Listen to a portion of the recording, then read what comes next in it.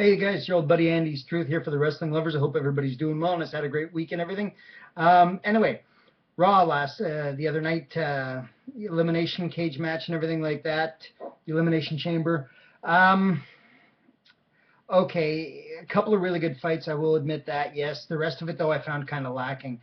Um, I guess it was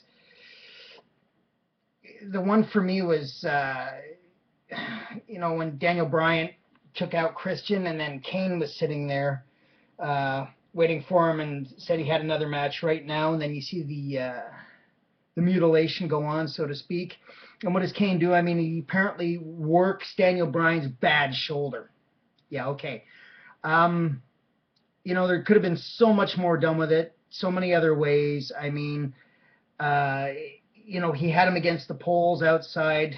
I mean, he could have taken the arm and, like, when he had it pulled behind, he could have pretended to slam the arm into the fucking pole and do something with the shoulder because, I mean, Bryan did the whole fucking match with an apparent bad shoulder and still managed to win, beating Christian. And then, I mean, he gets out there and all of a sudden Kane's out there waiting for him, and Kane bends his arm behind his back over his shoulder, such as this, and then blows it by kicking the side of the stairs. I think it would have been more effective had Kane decided it would have been a great idea to come down on top of the shoulder instead of kicking the side of the chair. I mean, it's one of those things, you watch it over and over again, and I mean, it just looks more pathetic each time he does it because you can see Bryan holding his arm to keep it over his head, and then you can see Kane kicking the fucking stairs. I mean, it's nowhere near his fucking shoulder or his arm. But it was just, I don't know, I found it kind of a lacking fucking sport all the way through and through. Um, Santino, when he goes to kiss Emma there when Fandango comes in. Who the fuck is this Fandango guy anyway? What the fuck is his story? I mean, this guy looks like a total fucking schlub back from 1960 or something like that. I mean, Santino would kick his fucking ass. I mean, there's no way that he would have got that close to Emma and Santino with that fucking kick without knocking Santino into fucking Emma in the first place. I mean, okay, the kick was probably the best part. I mean, Fandango pinned him, I mean, what the fuck happens here? How the fuck does this happen? I mean, the guy's outside of the ring. Fandango's waiting in the ring for him. I mean, what the fuck? He should have won by DQ anyway if fucking Santino was out that long in the fucking ring. I mean, why didn't the ref just kind of go, okay, dude, sex life later, wrestle now? And then, I mean, you've got fucking Sheamus, out there fighting his fucking ass off. And, I mean, it looks like at one point Randy Orton puts him through the fucking announcer's table, and it looks like Sheamus is sitting there in a fucking pile of his own stool or something and drool as well. I expect him to, to be out for the fucking count. Okay, I got to give these guys their due. I'm not a big fucking huge wrestling fan on the whole fucking thing and the whole forefront here. But, of course, an announcer's table piled up with stuff, even if it's set up to be a breakaway table, that's still going to fucking hurt. Of course, anybody that's ever fallen on anything on top of a table is going to know that's going to leave a fucking mark in the morning.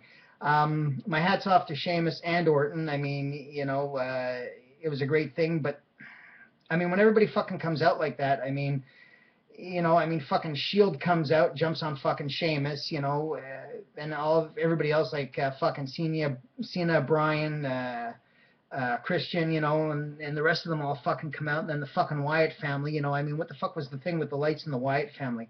I mean, was that kind of like saying they're specters from the other side of the world, from the underworld here type thing? They're going to be fucking, as soon as they come out, fucking lights, poof, gone. Everybody's, having a happy with that.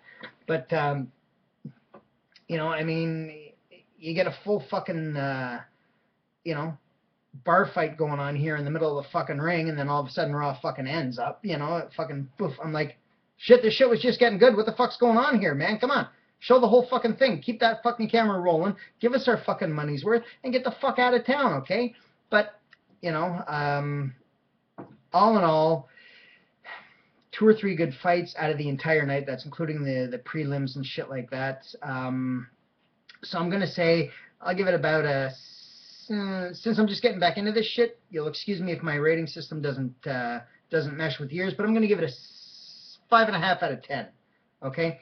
There were some really good fucking things in it. These guys did work hard. They did have a lot going on.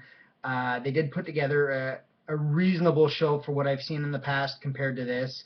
There was a lot of energy in it. I will give it that. A lot of the maneuvers, you know, a lot riskier, but some of the storylines just didn't catch with me and stuff like that. So, I mean, you know, like I'd already said, the Christian one, or the, sorry, not Christian, but Kane and everything, that was kind of, you know, I mean, what the fuck, you know, Santino, so, but anyway, guys, like we said, leave your questions, comments, and thoughts down at the bottom. Always happy to hear from you, whether they're positive or negative. We don't give a fuck. Put them in anyway. It doesn't matter. You know, we're equal opportunity employers here and equal opportunity haters. Okay? So we don't give a shit what you say because we're still going to do it our way. Anyway, until next time, you guys be well. You take care of yourselves. Stay sane. Nah, fuck staying sane. It's more fun to be weird anyway.